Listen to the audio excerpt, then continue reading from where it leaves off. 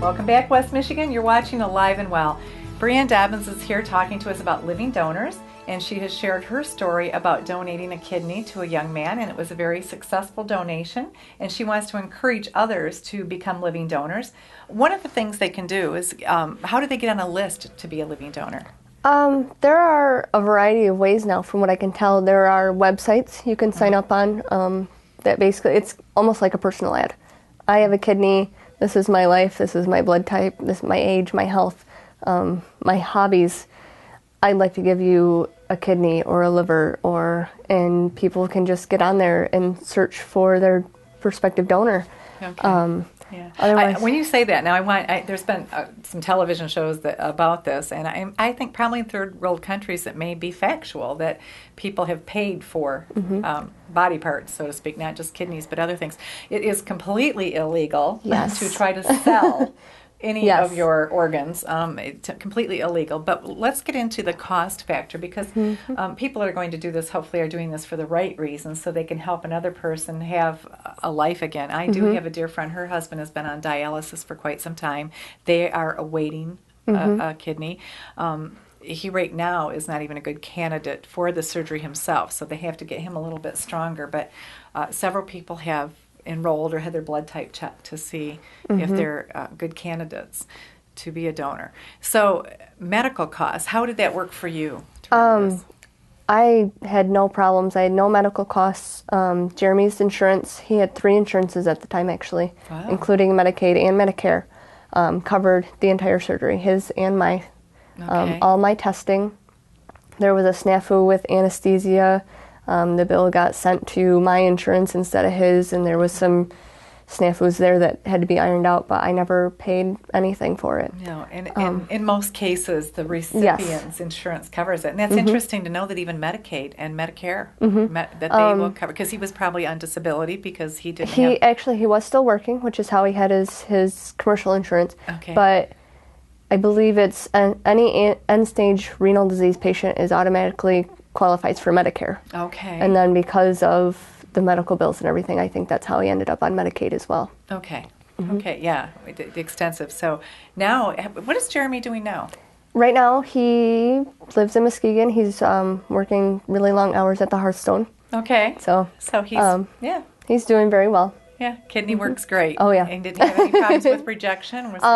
We did have one rejection scare about 2 weeks after surgery.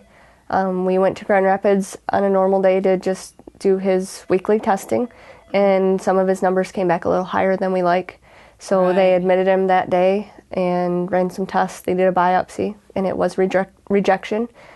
He spent about a week at the hospital getting steroids, and they were able to reverse it and stop it. And wow, that's great. He's been great since then. That now. Yeah.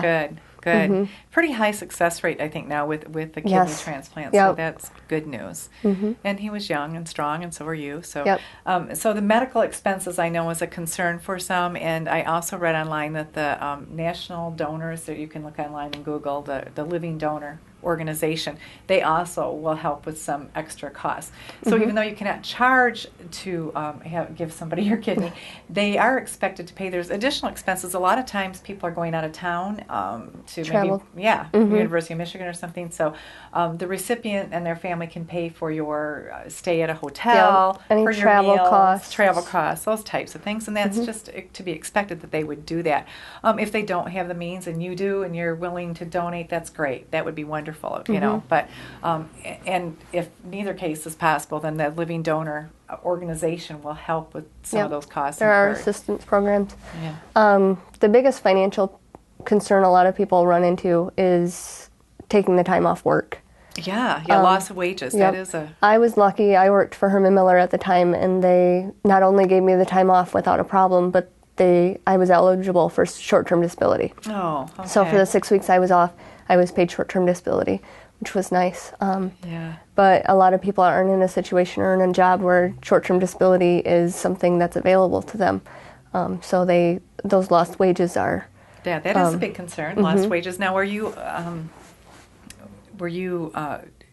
6 weeks? I mean, is that the normal time for recuperation of this? From what I understand, that's about average, in the middle. Like you said, I've heard some people as low as 2-3 weeks if they have a desk job and can go back and take it easy. My uncle was off work for 8+ weeks. Was he? Mm-hmm.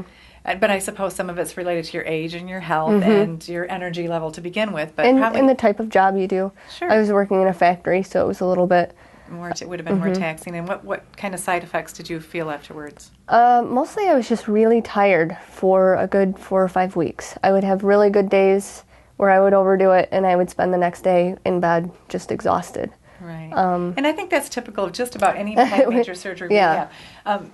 One of the things I saw online today, where there's a website you can go to and ask questions, and one of them talked a lot about the adrenal glands. Is that anything you had problems with? I did not.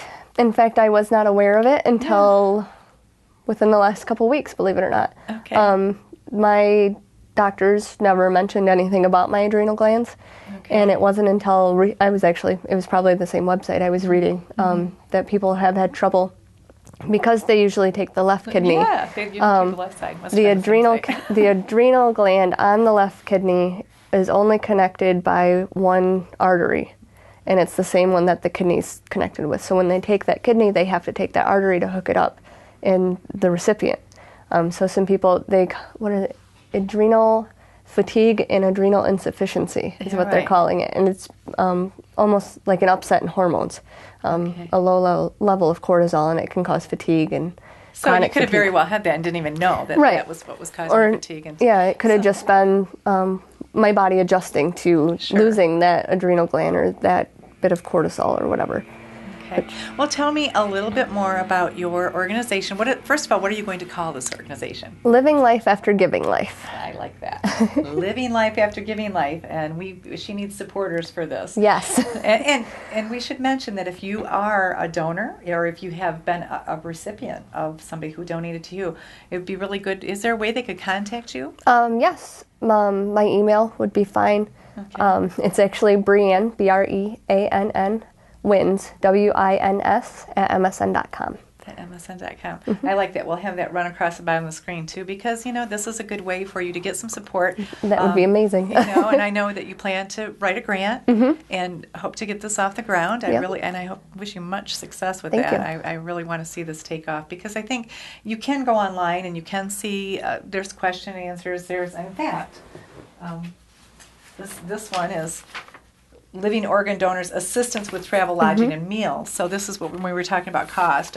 They have a nice brochure online. So there's a lot of different assistance things online. But what you would do is what we often say at the Health Project where I work is health navigation. And it's so important to have one person that's the resource for all of these, that knows all of these resources. It's just one-stop shopping. So they could get a hold of you. You could connect them with the emotional support. And I think the emotional support in this is huge. Even if you're fired up and happy and know going in you're doing exactly what you want, there always can be some after effects that you didn't know about. Unexpected things. And so it's important to have that emotional support. It's also important to know about the medical things that can happen medically after, things that can happen as far as cost, and you would connect all of that. And you'd also have, like you say, the mentor linking people up with each other for support. I mean, come on, a blanket and a bracelet that the hospital gave her, that's almost a slap in the face. That really bothers me. I know it really bothered our grant instructor. So, and you did a wonderful PowerPoint presentation. I wish we could share that with our viewers. And maybe at another time you could deliver that. Yeah. That would be, I think, very educational for people. So tell me what steps are you in? We're right in the beginning stages right now. We're making some contacts.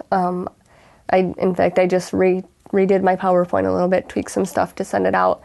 And I've spoke with Chad and Leanne Lowy at longerdays.com, which is a local business that provides help with websites and virtual assistants. I've spoken with them, and they're on board to help me start up when I get to that point. So the website will be kind of started with them, which I think is really cool. Yeah. They're local right around here, actually.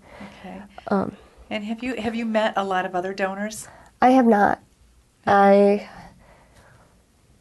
No. There was St. Mary's did do a celebration dinner for living organ donors about a year after the surgery, and Jeremy and I did go to that, and I met a couple of people, but nobody I've kept in contact with really. Okay. Yeah, because I would think people that are thinking about possibly donating, it would be great for them to connect with Brianne, talk to her a little bit about her story and her experience, and I think you could give them the emotional support that they need, but also some very realistic concerns that they need to be aware of that you were not aware of. Correct. And those types of things need to, people want to go in fully informed. When you say altruistic, I think we're very altruistic in thinking, well, of course, I'm just going to, and then there's some that are afraid to do it altogether. Right. So from both aspects. Okay, well, stay with us, West Michigan. We're going to come back and talk a little bit more about living donors and maybe how you can help us.